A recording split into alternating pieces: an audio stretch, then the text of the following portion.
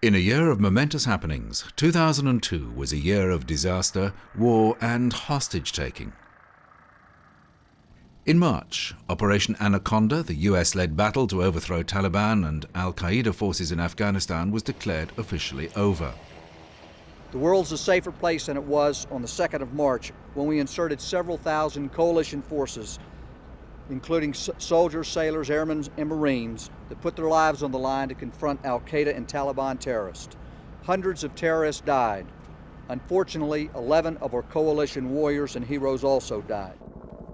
The focus then shifted to a guerrilla war, as small bands of fighters from Afghanistan's hardline Islamic Taliban movement and Saudi-born militant Osama bin Laden's al-Qaeda network tried to evade the Allied forces. The German resort of Lake Constance was the scene of a massive disaster when 71 people, including 52 children, died after a Russian passenger plane travelling from Moscow to Barcelona collided with a cargo plane over this picture postcard region of southern Germany. There were no casualties on the ground, even though police said they found pieces of wreckage in 57 different places. Witnesses saw a fireball and debris was scattered over an area of about 5 square kilometres around Überlingen, a resort town of 20,000. The Russian children, who were mainly from the oil-rich region of Bashkortostan, some 1,500 kilometres east of Moscow, had been heading to Barcelona for a UNESCO festival. Airline officials said many of the passengers on the flight had the same surname, indicating families lost more than one relative. Russia was the scene of more momentous happenings of 2002 when security forces were deployed outside a theatre in Moscow where a self-titled Chechen suicide squad held hundreds of people hostage after killing one woman who tried to escape.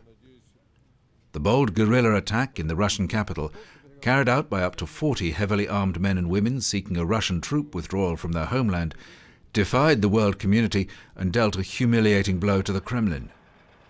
The guerrillas, armed with guns, grenades and explosives, held Russian security forces at bay by threatening to blow up the theatre and their 700 captives if an attempt was made to storm it. At dawn 3 days later, Russian special forces stormed the theatre and used gas to knock out the Chechen guerrillas. Up to 90 hostages died, along with most of their rebel captors, though more than 750 people who had been held for the 3 days by the heavily armed Muslim guerrillas were rescued.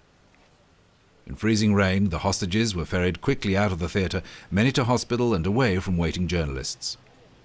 The Muslim rebels, who had rigged up explosives throughout the building, had threatened to start killing their hostages early on Saturday if they did not see evidence their demands that Moscow's troops pull out of Chechnya were being met. 13 years after the fall of the Berlin Wall, the European Union executive said former communist East European states such as Poland and Hungary were ready to compete inside the EU's single market following long and painful economic and social reforms.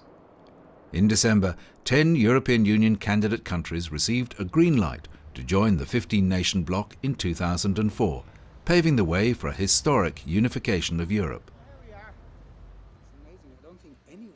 As Brazil headed into the finals against Germany in the World Cup, world-renowned psychic Uri Geller made public his prediction of who was going to win the World Cup. Geller had buried 2 small rock crystals under the artificial lawn, which he said served as tools for him to predict the World Cup winners. He had spent about half an hour in the stadium before making his prediction, outside in front of the stadium clock. He said that after spending enough time in the stadium and using the crystals as amplifiers, he knew which team would take the trophy home. My prediction is this.